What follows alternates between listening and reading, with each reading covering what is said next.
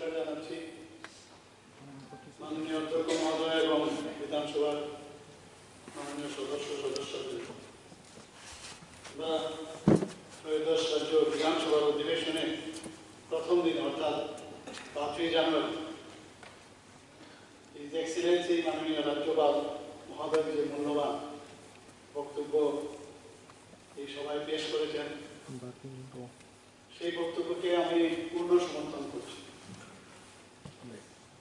খুব অল্প সময়ের মধ্যে হলেও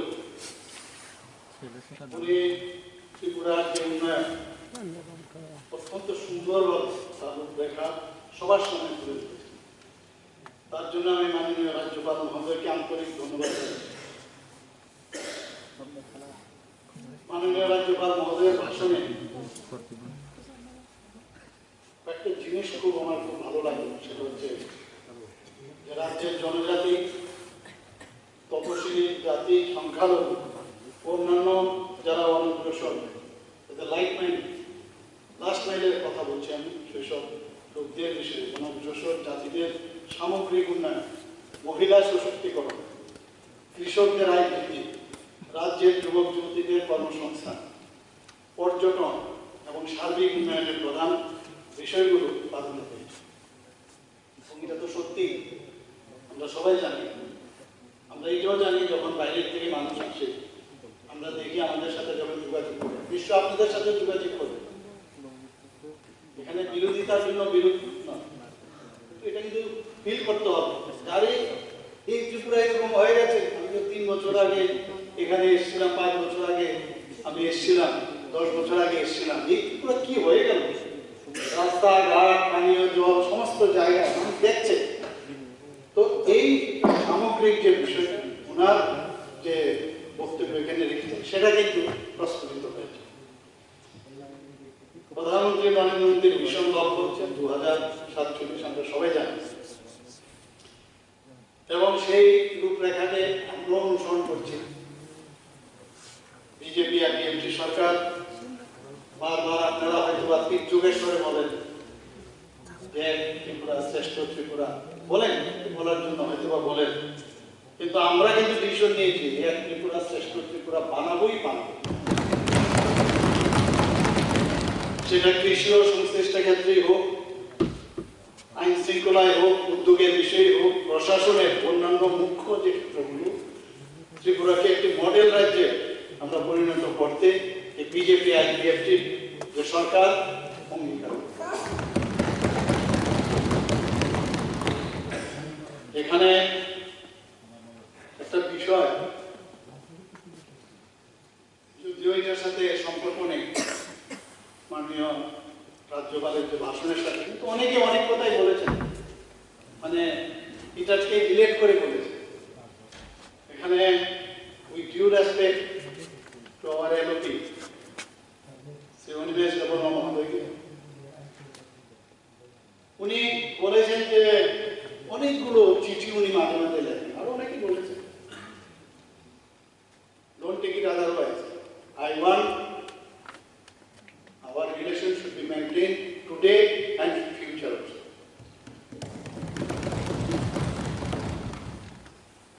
আপনি চিঠি দিয়েছেন, অনেকগুলো চিঠির উত্তর দিয়েছে, 4-5টা, আবার কয়েকটা দেয়নি। যখন আপনাকে আমি নিজে ডাইরেক্ট একটা চিঠি দিলাম, একটা বিষয় আপনি জানেন, এই চিঠিটা আপনাকে দেওয়ার অর্থ একটা, মানে বিধানসভার একজন মাননীয় অপোজিশন লিডার উনি আমার কাছে জানতে চেয়েছেন, আমি ওনাকে চিঠি দিলাম, খালি দেওয়ার সাথে সাথে দেখলাম এই চিঠি হোয়াটসঅ্যাপে, সোশ্যাল মিডিয়াতে বেরিয়ে গেল, breach of trust and breach of relation. আমি মনে করি, আমি আপনাকে বলছি, প্লিজ প্লিজ আমাকে শেষ করতেছি, আপনি বলবেন, আমি এটা আপনাকে বলেছি অতীত, যেহেতু এই কথাগুলো আসছে, এতে কি হয় আমি এখন চিন্তা করব, এবং সাংঘাতিকভাবে ভাইরাল হয়েছে বিষয়গুলো, দরকার ছিল না। আপনি আমাকে চিঠি লিখেছেন, আপনাকে আমি চিঠি দিয়েছি, এটা ভাইরাল হবে কি করে? আমি শ্রদ্ধেয় মানিক সরকার মহোদয়, যিনি আমাদের প্রাক্তন মুখ্যমন্ত্রী, উনি 4-5 বার আমাকে চিঠি দিয়েছেন, উত্তর দিয়েছি, কিন্তু কোনোদিন তো ভাইরাও করেননি। আমি এই কথাটা কিন্তু আপনাকে বলেছি, কেন এটা হবে। They are now scared of. You know it. For that there was some অনেক জায়গায় অনেক কিছু হয়েছে এই বিষয় নিয়ে, আপনি জানেন। সুবৃত্ত থেকে পর্যন্ত আমাকে মানে আমার পুরানো হয়েছে।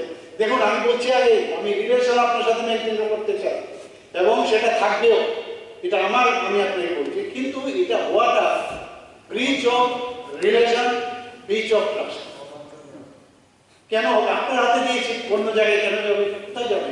আমার এখান থেকে তো যাবো প্রশ্ন। আমি এটা আছে, আপনি বিশ্বাস করেন না না করেন, এই কারণেই আমি বলছি, আপনি চিঠি দিলে আমার এখন মনে হয় যে চিঠির উত্তর যে দেবো সেটা তো ভাইরাল হয়ে গেলে তো, কারণ একজন মানে এলওপি শ্রদ্ধেয় উনি আমাকে চিঠি লিখছেন, মুখ্যমন্ত্রী উত্তর দিচ্ছেন, এবং এর আগে প্রাক্তন মুখ্যমন্ত্রী, এর মধ্যে উনি আমাকে চিঠি দিয়েছেন, উত্তর দিয়েছেন। সেটা তো হয় না। আমরা তো বড়দের থেকে শিখি। তাতে যদি এরকম হয়, এটা উত্তেজনার সৃষ্টি হয়েছিল, সেটা সেই চিঠি নিয়ে উত্তেজনার সৃষ্টি হয়েছে। আমি ফ্ল্যাক্স যেটা আপনি সেটা আপনাকে দিয়েছি, আমি তো মিথ্যে কথা বলিনি। I have not twisted out, আমি কিন্তু টুইস্টেড আউট করিনি সেটা। আপনি মনে আছে নিশ্চয়ই, আমি বলেছিও কিন্তু আপনি। কথাটা হচ্ছে এই জায়গা যে আমরা শিখবো এখান থেকে। গণতন্ত্রের পীঠস্থান এইরকম জায়গার মধ্যে এভরি ডে উই লার্ন। আমি সবকিছু জানি তো সম্ভব না। আমি প্রতিদিনে এখানে শ্রদ্ধেয় জিতেন বাবু এখানে আছেন, প্রাক্তন এমপি, আমি নিজে ওনাকে দেখেছি, আমি দেখতাম এত সুন্দরভাবে পার্লামেন্টে উনি বক্তব্য রাখতেন। আমরা গর্বে মানে বুকটা ফুলে উঠতো যে ত্রিপুরার কোন লোক ওখানে সুন্দর বলছেন। কিন্তু আমি জিতেন বাবুকে বলবো, কালকে আমি খুব খুশি হয়েছিলাম যখন বললেন একটা প্রশ্ন, যখন উনি করলেন একটা বিষয়ে, যখন বললেন মুখ্যমন্ত্রী যে আপনাকে হেল্প করবো, আমি খুব খুশি হয়েছিলাম। ওমা, দেখলাম আগুনের মধ্যে ঘি ঢেলে দিলেন। কিরকম হবো বুঝলাম। এই যে পলিটিক্স, এত ধরনের পলিটিক্স আমরা যদি এইভাবে দেখে থাকি, তাহলে পরিবর্তনের কথা বলি, কবে পরিবর্তন আসবে বলেছেন। কিন্তু আমি কিন্তু সাইলেন্ট ইউজ করতে দিচ্ছি, দেবো, দরকার পড়ে না। আপনার এই উত্তেজিত করার যে প্রচেষ্টা, এই কারণে উনি খুব শান্ত মানুষ, আমি জানিও না, খুব ধীরে সুস্থে কথা বলেন, কিন্তু আপনার he comes to me sometimes, আমাকে খুব প্রেস করে। আবার যখন দেখি উনি বলছেন, যখন মানে সাংবাদিক সম্মেলন, এটা কি মুখ্যমন্ত্রী হাওয়ার মধ্যে তাকিয়ে নাকি আমি সাইন করি। আরে আমি একটু পড়াশোনা করেছি, হয়তো আমার থেকে বেশি আপনি করেছেন। হাওয়ার মধ্যে তাকিয়ে আমি কি করে সাইন করবো? হয় এটা, হয় না পেটে হাওয়ার মধ্যে। আমাকে তো সেই সম্মানটুকু তো আসা তো, যে আমাকে, এবং আপনি সেদিন যখন এসেছেন, দেখুন সবাই আমাদের কিন্তু আমার ভুল হতে পারে, আপনি আমাকে স্বীকার করে থাকেন। আপনি যেদিন আমার কাছে আসলেন, এই কথাগুলো উঠেছে কিন্তু বারবার আপনি বলেন, আমি আপনার যে ট্রাস্টটা সেটা নেবার জন্য আমি চিফ সেক্রেটারি দেখেছি, আমি ওএসডিকে দেখেছি, যাতে কাজটা হয়। এটাকে আমার দোষ হয়েছে। আমি তো ইচ্ছে করলাম আমার কাছে এই কাগজটা দিল, আচ্ছা আচ্ছা আচ্ছা আগে হতো, আচ্ছা আচ্ছা ঠিক আছে, এটা তো আমি করিনি। আমি চেয়েছিলাম, কারণ টেকনিক্যাল বিষয়গুলো আলটিমেটলি অফিসার খুব জানে, এটা তো অস্বীকার করার উপায় নেই। এর জন্য আমি ভেবেছিলাম in presence of them I call them. এটা কিন্তু আমার ভুল হয়েছে। আপনি বললেন যে ওএসডি আমাকে চালাবে, আমাকে অন্যান্য অফিসাররা চালাবে, আমি কি বোকা? আমিও তো কোনো সময় মেডিকেল কলেজে বা আমিও তো এইচওডি ছিলাম, অ্যাডমিনিস্ট্রেশনে ছিলাম, আমাকে কে যাবে? আমি তো বললাম যা হয়েছে শুড বি স্টপ। হ্যাঁ,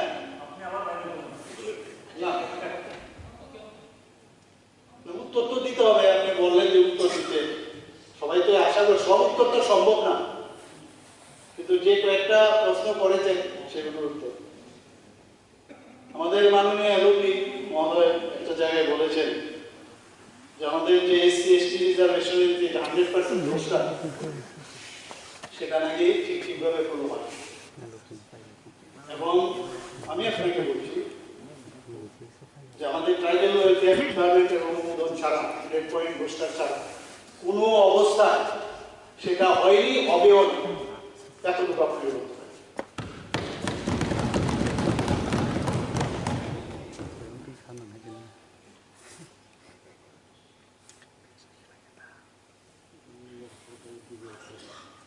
এখানে কথা হয়েছিল mismanagement of IGM and KB Hospital, such as malfunctioning of lift, electric instrument, OT room,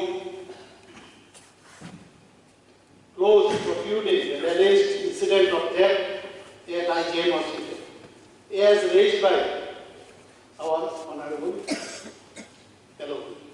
ভালো, এটা দরকার, এগুলো তো আপনাদের আমাদের বছরে আনলে সুবিধা হয়। কিন্তু আমি যতটুকু ব্যক্তিগতভাবে দেখেছি, এই পৃথিবীতে বা আমাদের সমাজে সবচেয়ে যদি পাওয়ারফুল লোক থাকে হচ্ছে চোর। এ কিন্তু চিন্তা করে না কোথায় গেলে আমাকে কে ধরবে, আর পুলিশের বাস্তব। কিন্তু আমি আমার একটা অভিজ্ঞতা বলছি, একবার সাব ইন্সপেক্টর, সে খুব সম্ভব এখানে ওসি ছিল, তার বাড়ির মধ্যে সে চুরি করেছে। অদ্ভুত, মানে সে জানে যে কোনো সময় কিছু হতে পারে। তো সেখানে কি করলো চলে, পাইপলাইন কেটে দিয়েছে, অক্সিজেনের পাইপলাইন কেটে দিয়েছে। তো পাইপলাইন কাটলে সেটাকে সারাতে গেলে আমি যতক্ষণ ধরে অক্সিজেনের ফ্লো না থাকবে পেশেন্ট মারা যাবে। এর জন্য এই ধরনের ঘটনা কয়েকবার হয়েছে। আমি এর জন্য আমি রাত্রে 12টার সময় গেছি, আমাদের হেলথ সেন্টারেও গেছে, এটাকে মেরামত করেছি। ভাগ্য ভালো সেই সময় কোনো পেশেন্ট ছিল না। এখানে খয়েরপুর বাইপাসের একটা ঘটনা হয়েছে শুনলাম, যে এখানে পশ্চিম ত্রিপুরা জেলার অন্তর্গত খয়েরপুর বাইপাস এবং জাতীয় সড়কে আইন শৃঙ্খলার অবনতি বিষয়ে কোনো তথ্য সংশ্লিষ্ট এলাকা থানা থেকে পাওয়া যায়। এখানে আপনাকে বলছি, তথাপি জানেন এরকম কোনো খবর থানা নেই। কিন্তু ওখানে বিট পেট্রোলিং, রেগুলার মোবাইল, নাকা চেকিং ইত্যাদি নিয়মিতভাবে করা হয়। পাশাপাশি সমাজদ্রোহীদের অসাধু কার্যকলাপ ব্যাহত করতে সাদা পোশাকে পুলিশি নজরদারি জারি। উচ্চপদস্থ পুলিশ অফিসারের নাকা চেক পয়েন্টে উপস্থিত থাকেন এবং রাত্রিবেলাও নৈশপ্রহরে নিযুক্ত পুলিশ কর্মীদের সতর্ক রাখতে মাঝে মাঝে আচমকা পরিদর্শনে দিতে থাকে। তবে এগুলো তো থাকবে, মানুষ তো আমরা কোন জায়গার মধ্যে সব মানুষকে ভালো হবে, এগুলো থাকবে, এক দুটো ঘটনা হবে, কিন্তু দেখতে হবে এগুলো যাতে না পায়। আগে তো যে হারে খুন, সন্ত্রাস, অগ্নিসংযোগ, কি চিন্তায় থাকতাম, কি অবস্থায় ছিল। এখন তো স্বীকার করতে হবে যে অনেক বেটার পজিশনে। আমরা বলছি বারবার যে কোনো আইন শৃঙ্খলা, মাঝে মাঝে আপনারাও ফোন করেন আমাকে, এই জায়গায় এটা হচ্ছে, আমি সাথে সাথে আমি ডিজিকে বলি যে কোনো অবস্থায় এটা মানা যাবে না। মানিক বাবুও ফোন করেন, মানিক দেও ফোন করেন, আমি সাথে সাথে আপনি এটা বলেন না, কিন্তু যে উনি এই কাজটা করেছেন, করি তো। কোনো জায়গায় আপনারা মিটিং করতে পারছেন না টাউন হলে, সেখানে দেখা গেছে, কারণ তারাও তো ওই যে এতদিন ধরে যে রাজনীতি চলছে, যেহেতু আপনারা ওখানে ফিক্স করেছেন, ওরা বলছে ওদেরকে করতে দেবো না। 8-10 দিন আপনাদের আমাকে মানিকবাবু ফোন করেছেন, যে মানিক সরকারবাবু ফোন করেছে আপনাকে বলার জন্য। কি বলেছেন? টাউন হলে আমাদের একটা অধিবেশন হবে, সমস্ত লোক বাইরের থেকে আসবে। আমি মেয়র সাহেবকে ফোন করলাম যে এটা কি সত্যি? বলে না, ওই জায়গার মন্ডলের এরা করবে। আমি সব ছাড়ো দিয়েছি কিনা, বুক করেছি কিনা, দিয়ে দিয়েছে। আমি না না না না আমি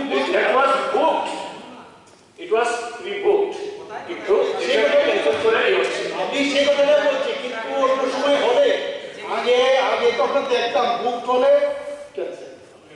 এটা আমি করতে দেখি। কারণ যেগুলো আমরা পেয়েছি, খারাপ জিনিসগুলো পেয়েছি, আমার ছেলে মেয়েকে আমি গান শেখাতে পারিনি, আমি গান শেখাবো, যেগুলো আমরা পেয়েছি। এখনো মনে আছে, আমি চেম্বারে প্র্যাকটিস করছি, দুপুরবেলা হঠাৎ করে একটা ড্রাইভার এসে, অটো ড্রাইভার এসে ফোন করছে, আপনার ছেলেকে, আপনার ভাইকে মেরেছে।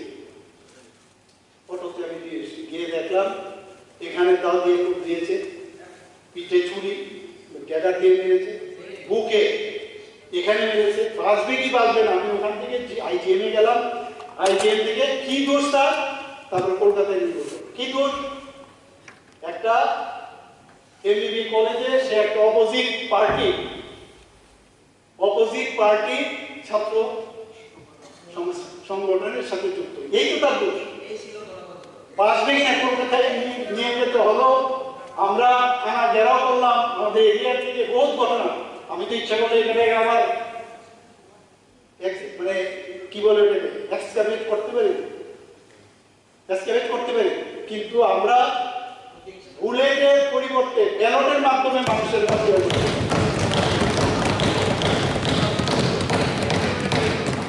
করবো না এগুলো। আমি জানি আপনারা যেদিন আসবেন আমরা থাকবো নাকি, বলছি তো, আরে মানুষ আতঙ্কে আছে বারবার। আমার ভাগ্য ভালো, আমি বইটা পাইনি। আমি মানিক সরকারের রাজত্বে একটা বই বানিয়েছিল সুনীল দেব, ওরে বাবা, পড়লে তো মাথা খারাপ হয়ে যায়। প্রেগনেন্ট লেডির উপর পা দিয়ে তার পায়ে সেই নর্থের মধ্যে কাউকে পেচ্ছাপ করে দিচ্ছে মুখের মধ্যে, এইসব ঘটনা তো আমি এইটা আমার রুচিতেই ভাববে না। আজকে গণতন্ত্রের কথা বলেন আপনারা, অদ্ভুত লাগে। অদ্ভুত লাগে, ওরা জানে মুখস্থ হয়ে যায়। আমার মুখস্থ করতে 2017 সালে আমার উপরে আক্রমণ করা হয়েছিল। তাহলে এখন দেখুন, আপনি উত্তর দিয়েছেন, আপনি এই হাউসে আপনি যেরকম ঘটনা সারা দেশে হচ্ছে পলিটিক্যাল অর্গানাইজেশন নাম্বার 1। প্রত্যেকটা বিরোধী বেঞ্চের সদস্যরা যখন বক্তব্য রাখছিলেন, আপনারা তো সবাই চুপচাপ শুনেছিলেন। প্রত্যেকটা সদস্য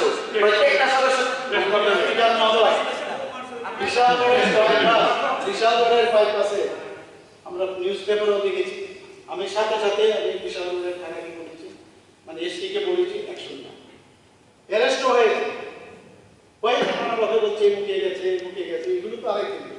কিন্তু whether action has been taken or not is very important.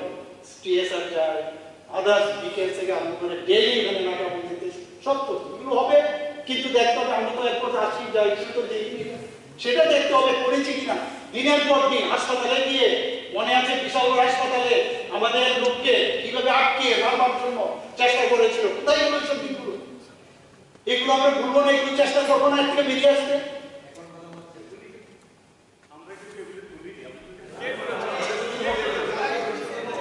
ঠিক আছে তাহলে যদি এভাবে এগুলো বলিনি, এই আগরতলা শহরে খেলার মাঠে এই উপায় হলো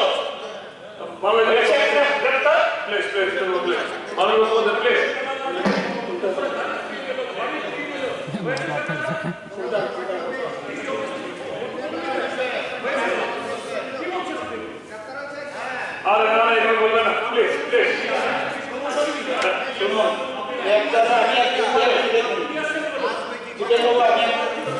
আপনাকে আবার আমি বলতে চাই, আপনাকে আশ্বস্ত করতে চাই পলিটিক্যালি গ্রেপ্তার হবে না, সেটা আমরা করবো না। এবং তার জন্য আমি তো তাকে অ্যারেস্ট করতে পারবো, কিন্তু কোর্টে গিয়ে তার বিচার হবে, আমি বিচার করতে পারবো না, সেটা আমি করবো। আমরা করছি, এর জন্য তো আপনারা দেখতে পাচ্ছেন আপনি বুঝছেন। এখন সিপাহীজলার উত্তম ভক্ত চৌমনি থেকে পাথালিয়া ঘাট সীমানা প্রায় 28 কিলোমিটার জাতীয় সড়কের কভার করে এবং আরটিএ, রোড ট্রাফিক, অন্যান্য অপরাধের মতো যে কোনো ধরনের অপরাধ প্রতিরোধে 24/7 তিনটি নাকা স্থাপন করা হয়েছে।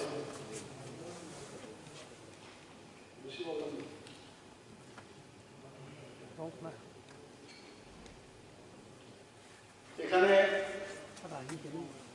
মাননীয় সদস্য শ্রী রঞ্জিত দেববর্মার ভাষণে উল্লেখ করেছে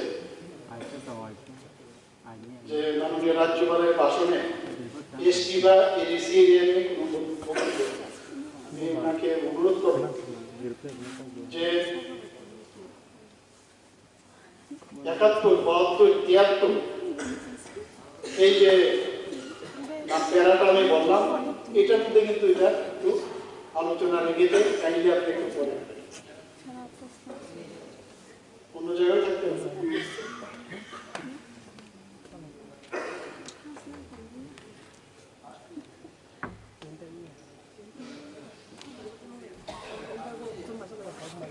শিক্ষা নিয়ে তো অনেকে অনেক কথা বলছেন আমাকে, আমি এখন তো শিক্ষামন্ত্রী, আপনারা বলছেন আমার শুনতেই হবে, কিন্তু আমি অনেক কিছু আপনাদের থেকে কিন্তু শিখেছি, কারণ আমার সেই অভিজ্ঞতাও নেই কি করা উচিত কি না। যতটুকু চেষ্টা করছি এভরিডে পড়ার চেষ্টা করছি, বোঝার চেষ্টা করছি, আপনাদের থেকে শিখছি, আবার এটাকে আধিকারিকদের থেকে আমি শিখছি যে কিভাবে গুণগত শিক্ষা দেওয়া সেই চেষ্টা আমরা করছি।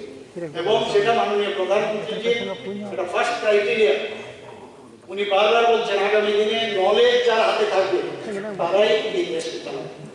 প্রপার নলেজ, গুণগত শিক্ষা আমরা দেব। একটু আগে এই বিষয়ে কথা হয়েছে, এটাকেও ব্যঙ্গ করা হয়েছে। একদিকে বলা হয় যে বিভিন্ন এখানে এডুকেশন হাব করবে, মেডিকেল হাব করবে, আবার অনেক সময় দেখা যায় যে তথ্য এটা বলছে, আবার যখন দেখা যায় যে তথ্য কথা বলা হয়, তথ্য ঠিক আছে, ফিল্ডের কি কিন্তু অন্যরকম।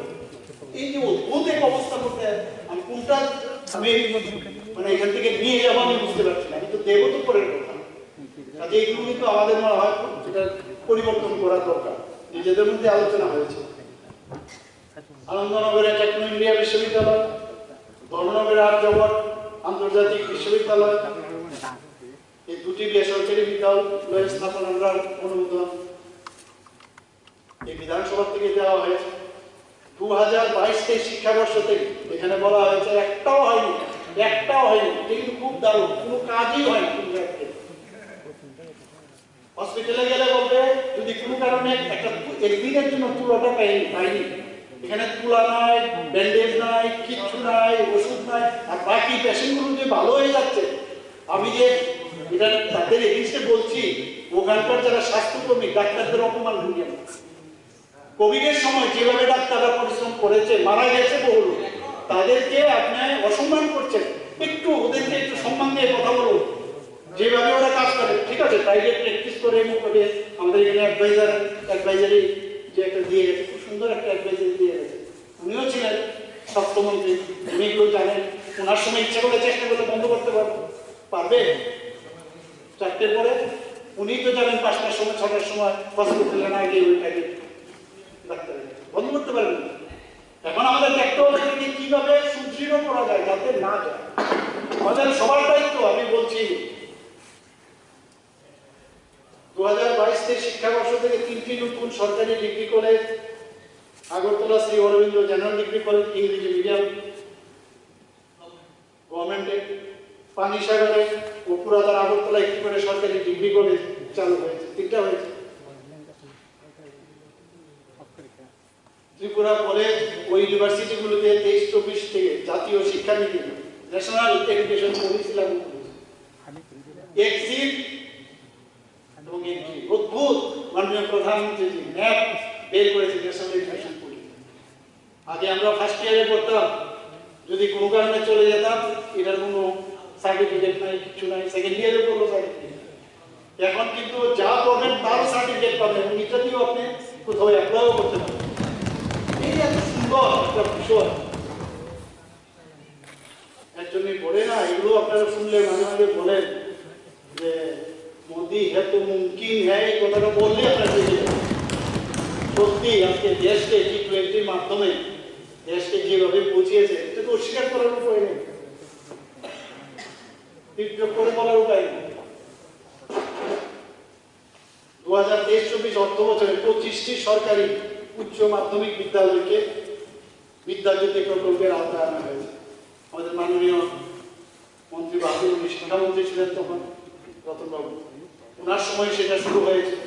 মাননীয় প্রধানমন্ত্রী যেটা ইনঅগ্রেশন করেছেন, বিদ্যাজ্যোতি প্রকল্পের CBSE-র অন্তর্ভুক্ত 125টি বিদ্যাজ্যোতি বিদ্যালয়ের জন্য গত 21শে জুলাই 2023 থেকে বিদ্যা দর্পণ ড্যাশবোর্ড চালু করা হয়েছে। 2023-24 সালে 812টি বিদ্যালয়ে স্মার্ট ক্লাসরুম চালু করা হয়েছে। কি কিসের স্মার্ট ক্লাস? আমাদের জীবনও শুনিনি, এত বছর স্কুলে গেছিলাম। স্মার্ট ক্লাস আমি জানি না আপনারা দেখেছেন কিনা, দেখলে অবাক হয়ে যায়। একটা স্মার্ট ক্লাস গেলে এখন সব কিছু এর মধ্যে আছে। এই যে আমাদের এখানে যেরকম আছে এলসিডি স্টাইলে সব কিছু পাওয়া যায়। এটা ছবি আঁকতে হয়, যে কোনো আপনার 3 ডাইমেনশনাল আপনি দেখতে পাবেন। একজন ফিজিওলজি পড়তে গেলে তাদের চেহারা বা তার বডি, তার সেন্ট্রাল নার্ভাস সিস্টেম কত লাভ হচ্ছে। গুণগত যে আপনার এডুকেশন সেটা আমরা দিচ্ছি। এগুলো তো আপনারা দেখবেন সুশাসন, একদম এগুলোই তো সুশাসন বলে। কি ভাঙা চেয়ারে বসে আর স্কুলের মধ্যে বসে, এটাকে সুশাসন করবো আমরা? হসপিটালে যখন আমার পোস্টিং হতো, সারা ত্রিপুরাতে আমাকে ঘুরাতো।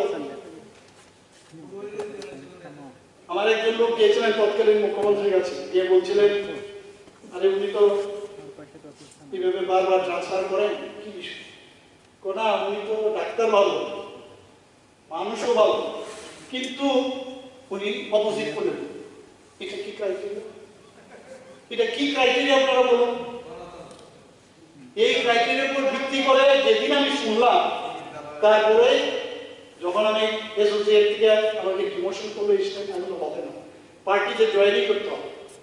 অপোজিট পোলের লোকটি যখন বললো ওই যে ভারতীয় জনতা পার্টি, এখানে পাইলাম মোদিজিকে পেলাম, এবং আজকে আমরা সবাই মিলে এটা কি বলে এটাকে, মানে দেশের চিন্তা ভাবনা, সমর্পণ, এইসব ভাষা আমি শুনি। সমর্পণের ভাষায় আমি আপনার কাজ করি। আমার মনে আছে একজন এমএলএ কংগ্রেসে একদিন এসে আমার চেম্বারে, ওই যে হসপিটাল, আমাকে এসে বলছে, আর ও তো মানে এতদিনের অভিজ্ঞ একটা এমএলএ, কত কিছু জানে। আমাকে বলছে, তুমি রাজনীতিতে কেন গেলে? আমি, তুই তো অনেকদিন ধরে রাজনীতি করো, বলো তো, বলতে পারবে তুমি বিস্তারক কি? বিস্তারক এটা কি? আমি তো রাজনীতি শিখি। তো এই হচ্ছে, আমি কথাটা বলার অর্থ হচ্ছে যে আমার অভিজ্ঞতাটা আমার শেয়ার করলাম এখানে। স্বাস্থ্যের বিষয়ে এখানে কথা হয়েছে। আপনারা সবাই জানেন, আপনাদেরই বিল্ডিং ছিল। আমি আপনাদের ধন্যবাদ দিই, ভালো খুব সুবিধা হয়ে গেছে আপনাদের, কিন্তু অনেক বিল্ডিংটা থাকাতে, কিন্তু ওই বিল্ডিংটা বানিয়েছেন অন্য কারণে, যাই হোক বিল্ডিংটা বানিয়েছেন, কিন্তু এই বিল্ডিংয়ে যা দুর্দশা এটা বলে আর আপনি জল করে। আমার মনে আছে যখন আপনাদের রবীন্দ্র ভবন হয়, তৎকালীন আপনাদের মন্ত্রী বলছেন, বৃষ্টি না হলে জল যে পরে কি করি। মানে আমি নিজে এবার প্রত্যক্ষদর্শী, আমি ঠিক করতে বুঝতেই পারে না কোন দিক দিয়ে জল আসে। মানে পিডব্লিউডির অবস্থাটা আমাদের বকে বকে সেটা ঠিক করবো। যাই হোক, আমার পক্ষে সুবিধা হয়ে গেল, এবং ডেন্টাল কলেজ খুব অল্প সময়ের মধ্যে, এবং আপনাদের অনেক কলিগ আমাকে বলেছেন, যিনি আগে স্বাস্থ্যমন্ত্রী আমাকে বলেছেন, আমি ফ্লাইটে করে আসছি, উনি আমাকে বলছেন যে কোথায় যাবেন? আমি ডেন্টাল কলেজের জন্য ডেন্টাল কাউন্সিল অফ ইন্ডিয়াতে গিয়েছিলাম।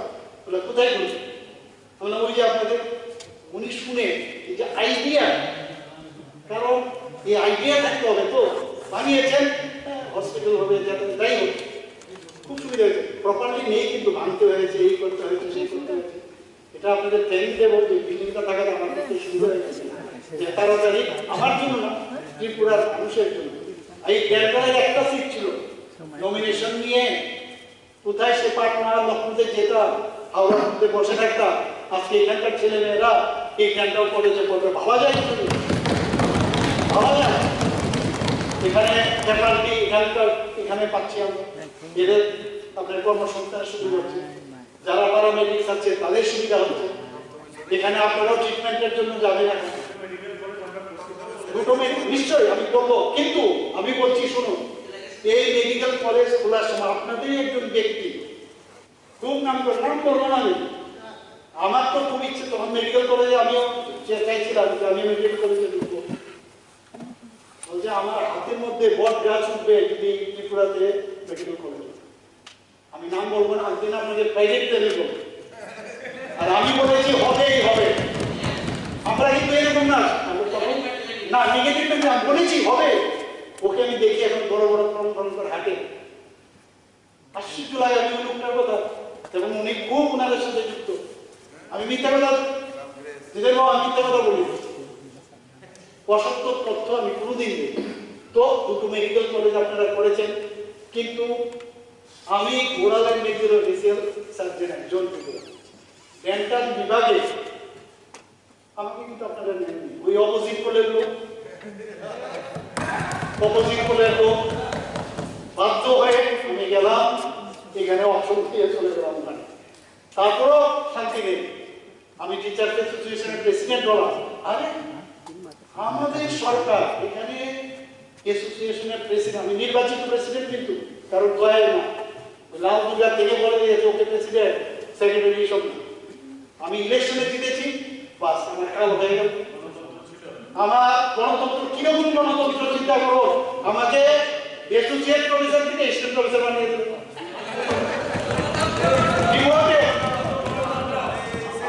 ত্রিপুরা রাজ্যে কত অ্যাডভোকেট আছে, সবার কাছে আমি গেছি, আর বসার কারণ পেয়েছি। বিশ্বাস করুন, প্রফেসরের জন্য শেষ পর্যন্ত আমার হাইকোর্টের দরজায় আমার যেতে হয়েছে বারবার।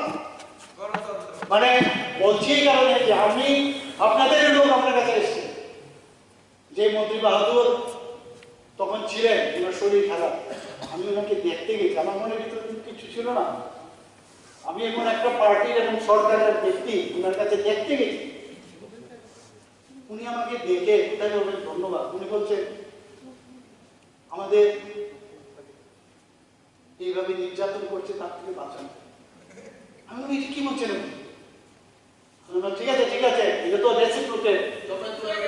আমি বলছি রেসিপ্রোকেট, এই যে এই মানসিকতা থেকে বেরোতে হবে। আমি মুশকিল, আমি কি বলবো ওনাকে? বললাম এটা তো রেসিপ্রোকেট, বুঝেছেন কিনা জানি। আমি চলে এসেছি। তো সেই জায়গায় দাঁড়িয়ে এখন আপনারা সবাই মিলে আমাকে দায়িত্ব দিয়েছেন, আমাদের সমস্ত মিনিস্টার এবং আমাদের সরকারকে আপনারা সাহায্য করুন, এবং এক ত্রিপুরা শ্রেষ্ঠ ত্রিপুরা বলছি এমন আমরা বানিয়ে যাব। সারা জীবন ত্রিপুরার মানুষ স্মরণ রাখবে, এটা আমি বলি। এখানে ত্রিপুরা মেডিকেল এডুকেশন সার্ভিসেস, তাই টিএমএস 9টি সুপার স্পেশালিটি দপ্তর, আমাদের রতনবাবু জানেন, 9টি সুপার স্পেশালিটি দপ্তর সেখানে শুরু হয়েছে। তাতে করে ওই যে বলছেন যে ডাক্তার নেই, ডাক্তার 144 ডক্টর এখানে পদ সৃষ্টি করা হয়েছে। আমরা চেষ্টা করছি সব জায়গায়। Tripura medical college, doctor B R Ambedkar medical teaching হসপিটালে কেবিন ছিল না, এখানে কেবিনের একটা সমস্যা ছিল। আমরা অনেক মানুষ আছে যে কেবিন চাই, সেখানে 23টি কেবিন, এবং এটার সাথে আমি যেহেতু যুক্ত ছিলাম আমিও হেল্প করি মাঝে মাঝে। 20টি অতিরিক্ত আইসিইউ বেড নির্মাণ করা হয়েছে, এবং ডিএনবির জন্য যারা এমএসএনডি না পায় তাদের জন্য ডিএনবি কিন্তু পাস করা ভেরি ডিফিকাল্ট। এমএস পাস করতে পারবে, কিন্তু ডিএনবি পাস করা ভেরি ডিফিকাল্ট। সেটা আমাদের national board of examination Indira Gandhi memorial আইজিএমে 4টি শাখায় 20টি diplomate DNB diplomate national board আসন আমাদের অনুমোদন হয়েছে, যার মধ্যে 50% আমাদের ছিল আর 50% বাইরে ছিল। এটাকে আপনি সুশাসন বলবেন না? সুশাসন তো বলতে হবে। ত্রিপুরার পরিকাঠামো উন্নয়নের সম্প্রতি প্রধান মন্ত্রক থেকে পিএমজিআই তার থেকে 10টি প্রকল্পে কত টাকা মঞ্জুরি দিয়েছে? 717 কোটি টাকা। এর মধ্যে স্বাস্থ্য পরিকাঠামো উন্নয়নের জন্য 3টি প্রকল্প। একটা হচ্ছে এই ডেন্টাল করে এখানে আমার একটা কম্পাউন্ড বানাবো আলাদা, এখান থেকে সরে আমরা একটা জায়গায় যাবো যেখানে হোস্টেল থাকবে, খেলার মাঠ থাকবে। টাকা পাবো কোথায়? এখন যাও এখানে আমরা আইজিএম এর পাশে আর একটা করছি, কিন্তু ভবিষ্যতে আরো বেটার হয়েছে যাতে একটা কম্পাউন্ড হয়, সেটা আমরা চিন্তা ভাবনা 202 কোটি টাকা দিয়ে রাখা হচ্ছে। Agartala government medical college GBP হাসপাতালে 200 বেড মা ও শিশু স্বাস্থ্য বিভাগে স্থাপনের জন্য 192 কোটি টাকা। একটু আগে আমাদের মাননীয় মন্ত্রী টিঙ্কুবাবু বলছিলেন আমরা অলরেডি গত বাজেটে আমরা ডিসিশন নিয়েছি, আমাদের অ্যাডভাইজারি যে দিয়ে গেছেন বলছিলেন নেশা সেন্টার, নেশা মুক্ত সেন্টার করার জন্য আমরা একটা ডিস্ট্রিক্টে অলরেডি করেছি, কিন্তু আমি যে বুঝলাম না এখানে আবার বিশ্রাম মন্দিরের জন্য মানে সিপাহী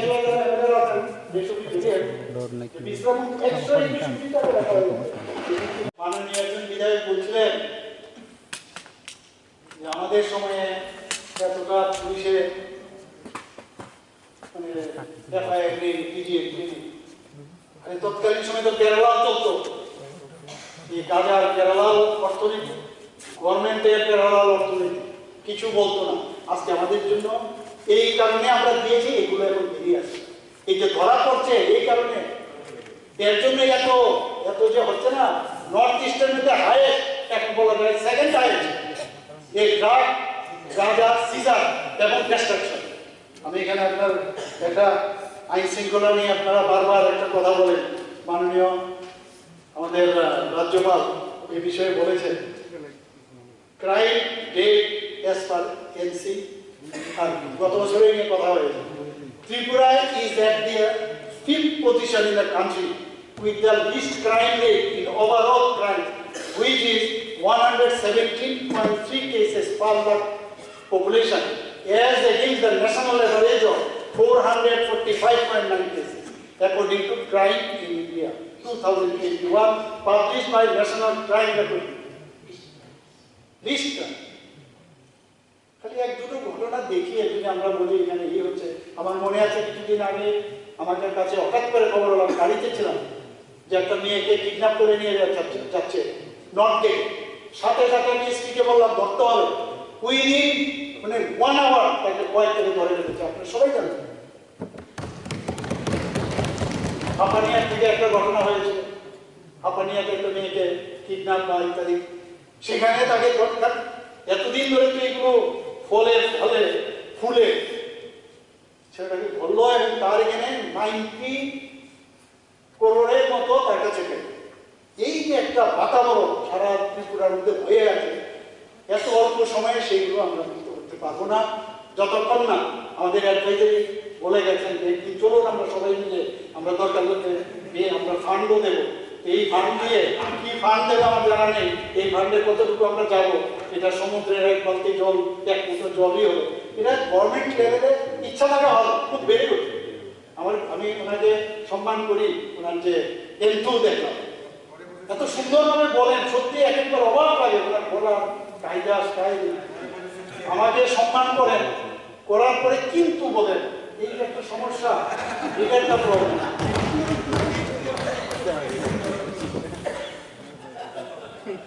Annual data of crime. Crime rate of Tripura is the 5th lowest amongst 28 states of the country.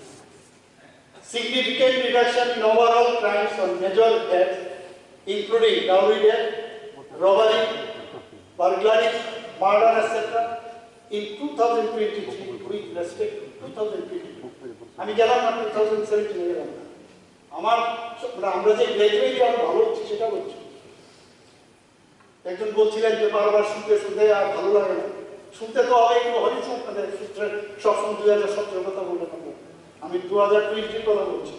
How we are develop, সুশাসন কাকে বলে এটার থেকেও কিন্তু আমার মনে হয় আপনারা জানা উচিত। Overall decrease of 7% in crime against property in 2023 with respect to 2022. Significant decrease of 7% murder in 2023 with respect to 2022. আরো অনেক আছে। তো এই বিষয়গুলো আমি কারণ আইন শৃঙ্খলা আমরা তো চেষ্টা করছি। আমি এখানে মাননীয় অনিমেষ বাবুকে বলবো যে আপনাদের এরিয়া যদি আমাদের সাথে হাত মিলিয়ে ফেলেন, যে কোনো ওই জায়গার মধ্যে কোনো রকম আমরা ক্রাইম হতে দেবো না, ত্রিপুরার চেহারা পাল্টে যাবে। আপনাদের বলছি আমাদের এখানে মাঝে মাঝে ওয়েল কোম্পানি আছে, এটা আপনারাও জানা যে ওখানে ওদের পক্ষে অসুবিধা হচ্ছে। ওখানে যদি ওয়েল কোম্পানি এনওসি দেওয়ার যে বিষয়টা সেটা যদি আমরা দেই, তাহলে ওখানকার লোকের তো সুবিধা হবে, ওখানকার যে প্রাইভেট যে প্রপার্টি আছে সেও যদি সেল করতে পারে তারও তো লাভবান হবে। প্লিজ আপনারা এই বিষয়টা একটু দেখবেন। বারবার এক একটা ইনসিডেন্ট নিয়ে ইনসিডেন্ট হলে বলবো, সবাই মিলে যদি এই কাজটা করি, আপনাদের এখানে একলব্য স্কুল হচ্ছে, একলব্য স্কুল করতে গেলেও সমস্যা হয়। তাহলে উইদাউট প্রধানমন্ত্রীজি বলছেন, প্রধানমন্ত্রীজি কি বলছেন, নর্থ ইস্ট যতক্ষণ ধরে ডেভেলপ না হবে ভারতবর্ষ ডেভেলপ হবে না। আর আমি আপনাদের বলছি, যতক্ষণ ধরে আপনাদের এই কৃষি এলাকা ট্রাইবেল এরিয়া ডেভেলপ না হবে, ত্রিপুরা কোনোদিন ডেভেলপ হবে না। And that will do together.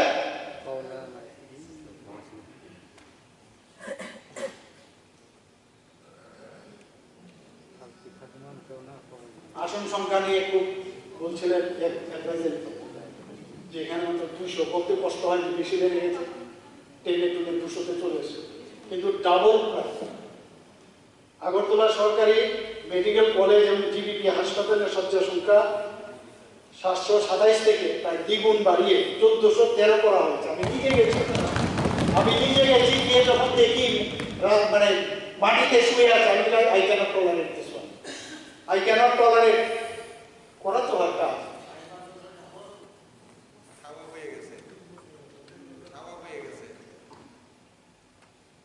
বলা হচ্ছে, বলতে কিন্তু খুব সোজা, এটা কিন্তু খুব ভালো। অ্যাডভাইজারি লেকচার বলছে যে কেন প্রেশার, কেন আইজিএম এর প্রেশার, কেন এখানকার জিবি হসপিটালের প্রেশার। আরে আমরা তো জানি ডিস্ট্রিক্ট হসপিটালকে যদি স্ট্রেংথেনিং না করি প্রেশার আসবে। আপনাদের অবগতির জন্য জানাচ্ছি, আমাদের সাউথ ডিস্ট্রিক্টে আমরা শান্তিবাজারে অলরেডি ট্রমা সেন্টার লেভেল 3 আমরা খুলে দিয়েছি। ট্রমা সেন্টার থাকা মানে কি, এটা দুর্ঘটনাজনিত কোনো পেশেন্ট, সেটা কি হোক, গাছ থেকে পড়ে হোক, যাই হোক, ওই সময় ট্রমা সেন্টারটা গোল্ডেন আওয়ার পিরিয়ডে সেই যদি সেই সুযোগটা পায়, লোকটা বেঁচে যাবে, সেই ব্যবস্থা করেছি। আগরতলাতে তো আছে, আমরা উদয়পুরে করেছি, আমরা আপনার আমবাসাতে করেছি, এবং ধর্মনগরে মাননীয় স্পিকার মধ্যে আছেন, উনি তো আমার পেছনেই লেগে আছেন, তো নিশ্চয়ই আমরা একটু প্রায় শেষের মধ্যে। এবং আমবাসা থেকে এক মিনিট ঠিক না, ভুলে যাবো প্রেশার তোমার, আমি বলছি কার্ডিয়াক সেন্টার করা হয়েছে আমবাসাতে, 5টা সিটের, 5টা থেকে 6টা, যে কারণ এই যে এনজাইনার সাথে সব জায়গায় আমরা চেষ্টা করছি, পিএসসি থেকে আরম্ভ করে সমস্ত জায়গায়। আগে তো আমরা পোস্টিং পেতাম কোনো জায়গায়, কারণ ত্রিপুরায় তো ঘুরিয়েছে, গেলেই জানতাম যে চেয়ারটার একটা হাতল থাকবে না, আর টেবিলটার মধ্যে ওই যে পর্দার একটা সিস্টার কেটে পর্দার একটা, এখন গেলে ঝকঝক তকতকে সমস্ত ব্যাপারটাই হয়েছে অনেকটা আমাদের বিভিন্ন যে হসপিটাল আছে কর্পোরেট সেক্টরের মতো হয়ে গেছে। আমরাও চাই, অনেক ডাক্তারবাবুরা এত সুন্দরভাবে সাজিয়েছে, মানুষের ওখানে কোনো পেশেন্ট গেলে যখন ওখানকার পরিবেশ দেখে আর্থিক ভালো হয়ে যাচ্ছে, সেই কাজটা করছে। আগরতলা সরকারি মেডিকেল কলেজ ও জিবিপি হাসপাতাল মেডিসিন বিভাগে 120 ছিল আসন, সেখান থেকে 280 করেছে। জেনারেল সার্জারিতে 120 থেকে 180 করেছে। শিশু বিভাগে 60 থেকে বাড়িয়ে 80 করেছে। স্ত্রী ও প্রসূতি বিভাগে 114 থেকে 132 করা হয়েছে। পাশাপাশি আইসিইউ এবং অপারেশন পরবর্তী চিকিৎসার জন্য শয্যা সংখ্যা, যেটা পোস্ট আমাদের অপারেশনের পরে লাগে, কোথায় লাগে, 58 থেকে বাড়িয়ে 112 করা হয়েছে। এবং সুপার স্পেশালিটি বিভাগে মোট শয্যা সংখ্যা 140। এটাকে ডেভেলপমেন্ট করবেন না আপনারা? তারপরেও দেখবেন কিছু না কিছু পাবেন। এখন গিয়ে যদি দেখে, আমাদের তো আবার একটা সমস্যা আছে, গিয়ে পান খেয়ে পিক ফেলে কর্নারটা, তো ওনাকে যদি জিজ্ঞেস করা হয় পিক ফেললেন কেন, বলে আমি গরিব মানুষের কি পিক ফেলতে হবে? উত্তর নেই তো। আমি গরিব কেউ, তো এই ধরনের অবস্থা, বাধ্য হয়ে আমরা ঠাকুরের মূর্তি রেখেছি, ঠাকুরের মূর্তির উপর পর্যন্ত দিয়ে করবো না। তো এইসব সমস্যা আছে, কিন্তু বহুদিনের সমস্যা।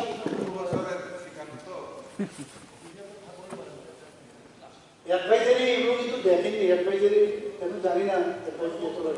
হ্যাঁ, মাননীয় স্পিকার মহোদয়,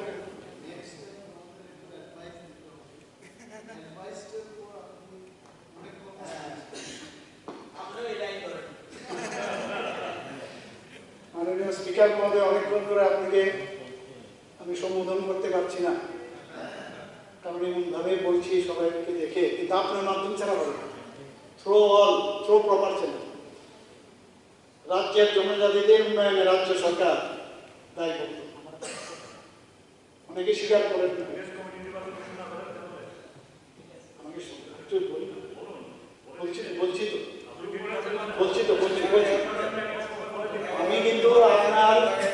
আমি কিন্তু কারোর সময় কোনো কথা বলি, আমি তো বলিও না, বলবো না। গত 15 নভেম্বর 2023 রাজ্য ভিত্তিক যে জনজাতীয় গৌরব দিবস উদযাপন আমরা করেছি, সে উপলক্ষে chief minister tribal development mission নামে নতুন এক প্রকল্প ঘোষণা আমরা দিয়েছি। আপনারা সবাই জানেন এটা দিয়ে কি হবে। হয়তো এমন শুনলে বলবেন এটা দিয়ে কি হবে, আরে লেট মি ডু ইট। কি হবে ভবিষ্যতে 30 থেকে 50 হতে পারে, 100 হতে পারে, কে জানে কি হবে। শুরুয়াত তো করেছি। এতে করে কি হবে, শিক্ষা, স্বাস্থ্য, পুষ্টি, স্বাস্থ্যবিধি, পানীয় জল, জীবনমান উন্নয়নে জোর দেওয়া হচ্ছে। আরো তো আছে এবং এর মধ্যে আমার একটা যে মুখ্যমন্ত্রীর নাম দিয়ে আমাদের সরকারের 30 কোটি টাকা বরাদ্দ করা হয়েছে। তো আমরা তো জনজাতিদের উন্নয়নের কথা আমরা বলি যে কাজেও আমরা দেখি। Let it be implemented, then we'll talk again. You ask me that we need more money, that also can be done. যে বাজেটের আজকে এমনিতে বলেছেন টাকার বিষয়ে, টাকার অভাব নেই আমাদের এখানে, অনেক কথা হয়েছে টাকা সম্পর্কে। এখানে নাকি ঋণ নিয়ে একজন তো বলেছে ঋণ নিয়ে কি দিয়ে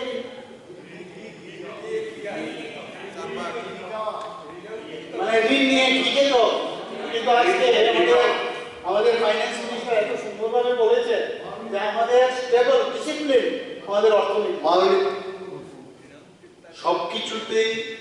সবকিছুতেই নেগেটিভ দৃষ্টিভঙ্গি নিয়ে আমরা জিজ্ঞেস করি।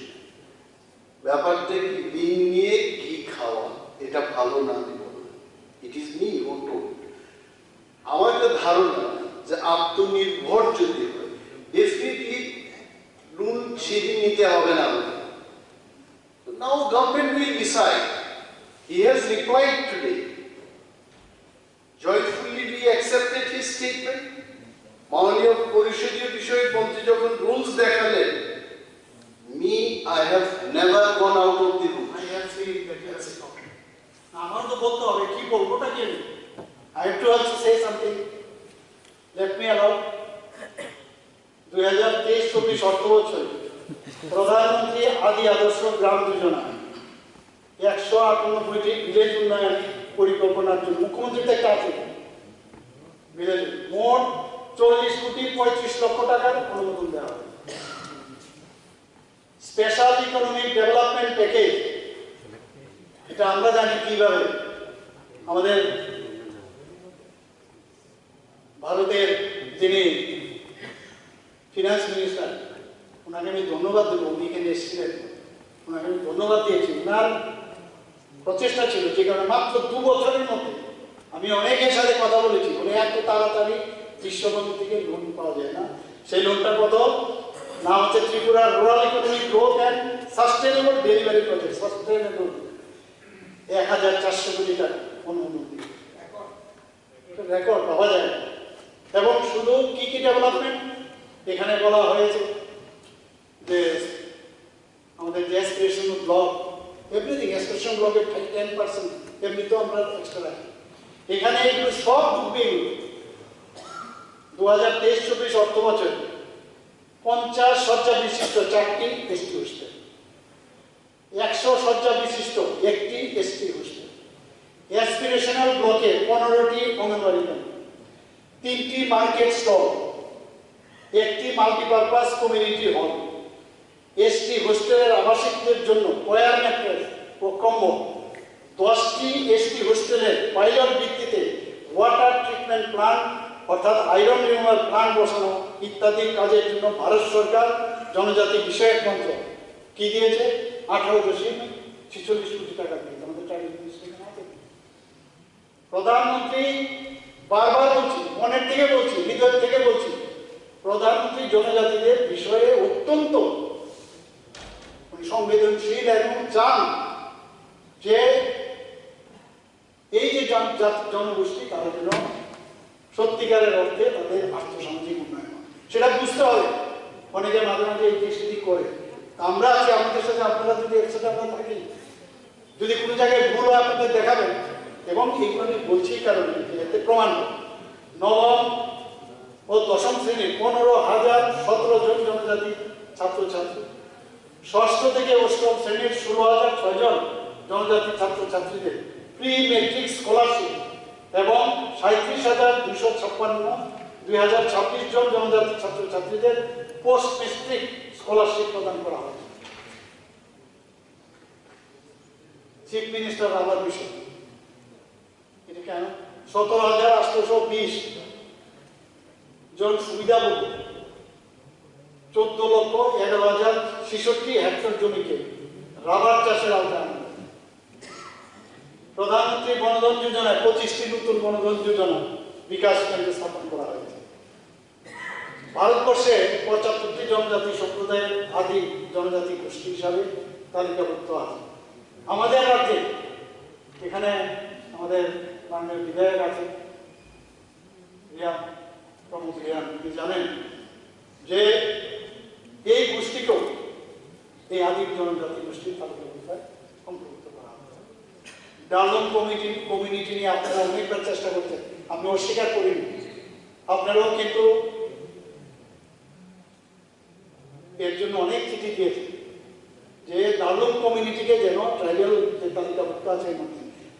আমি কয়েকদিনের জন্য যখন পার্লামেন্টে আমি এমপি হিসাবে ছিলাম রাজ্যসভায়, মানে ভাগ্যের এরকমই অবস্থা, আমাকে দিয়েই বলবো যে এটাকে আপনার করতে হবে। আমি যাই হোক এখান থেকে এই সমস্ত রিপোর্ট নিয়ে আমি বললাম, জোরালো বক্তব্য রাখলাম। যখন জোরালো বক্তব্য রাখছি একজন বলছে খেলা হবে, খেলা হবে। আমি এরকম করে দেখলাম কে ভাই, আমি তো আমার জোরালো তৃণমূলের একজন মহিলা। এই হচ্ছে কালচার। যাই হোক, আমার এই বক্তব্যের জন্য সেখানে বিলটা পাস হয়ে, আমরা জনজাতি জাতি আমরা সবাই একসাথে থাকতে চাই।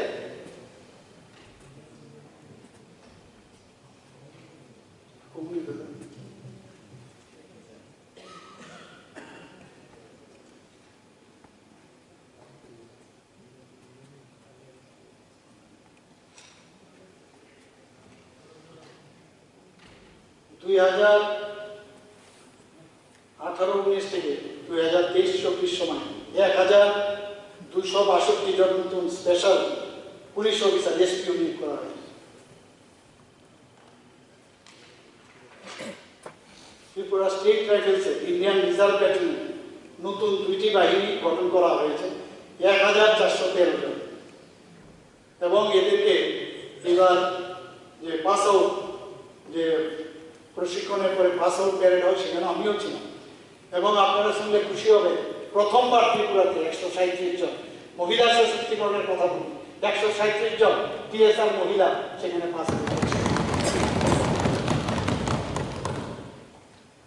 স্পেশাল পুলিশ অফিসারদের মাসিক সাম্মানিক ভাতা 6,156 ছিল, সেটাকে আমরা বাড়িয়ে 7,079 করেছি। এসপিও ড্রাইভারদের মাসিক সাম্মানিক ভাতা 9,000 টাকা থেকে বাড়িয়ে 9,540 টাকা করেছে। কি হবে বলা মুশকিল।